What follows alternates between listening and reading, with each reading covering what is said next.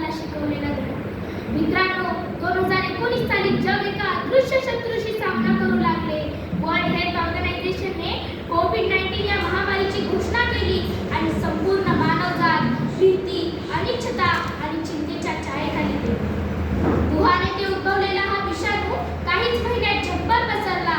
अत्याधुनिक तंत्रज्ञान, शक्तिशाली अर्थव्यवस्था आणि प्रगत विज्ञान असलेल्या देशांनाही या छोट्याशा विषाणूसमोर हतबल व्हावे लागले। ही परिस्थिती केवळ आरोग्याची नव्हती, तर ती मानवी जीवन पद्धतीला प्रश्न विचारणारी घटना होती। आपण नेहमी म्हणतो आरोग्य हेच खरे धन आहे, पण कोरोनापूर्वी आपण त्याकडे कितपत गांभीर्याने पाहत होतो।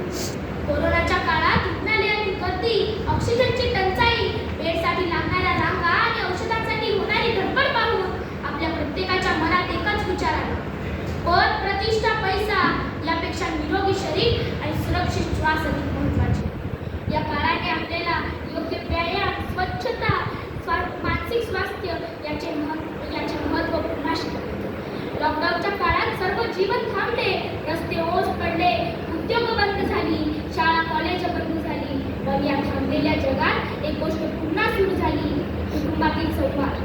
वर्षानुवर्षे वेळ नाही म्हणणारे आपण अचानक घरात एकत्र बसलो।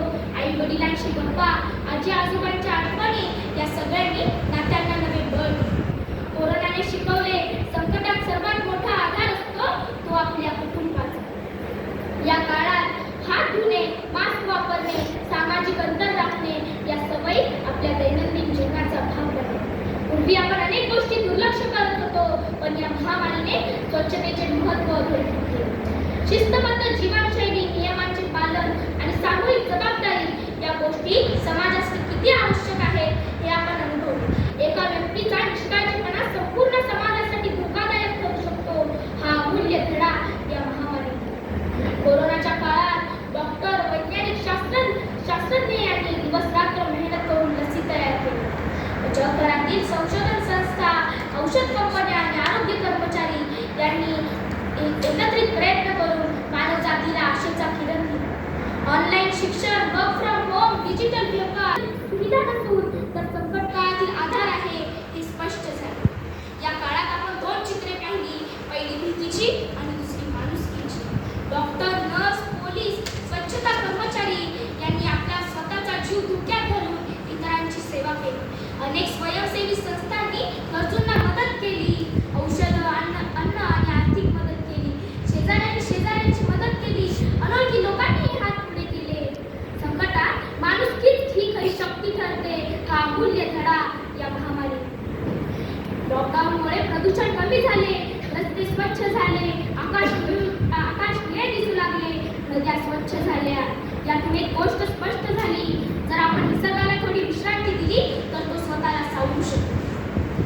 कोरोना हा केवळ आजार नव्हता, तर तो निसर्गाने दिलेला एक मोठा इशारा होता। जर भविष्यात आपण पर्यावरणाचा ऱ्हास थांबवला नाही तर भविष्यात अशा अनेक संकटांना सामोरे जावे लागू शकते।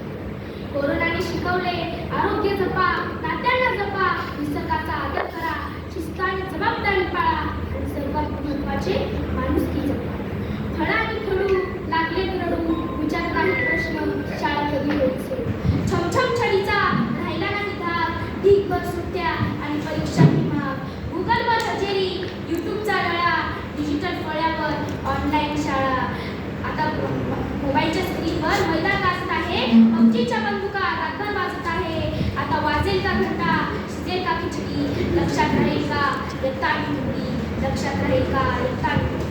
आता परिस्थिती सुधारली आहे, आपण पुन्हा शाळेत, कामावर आणि बाजारात जातो, जीवन हळूहळू पूर्वपदावर येत आहे।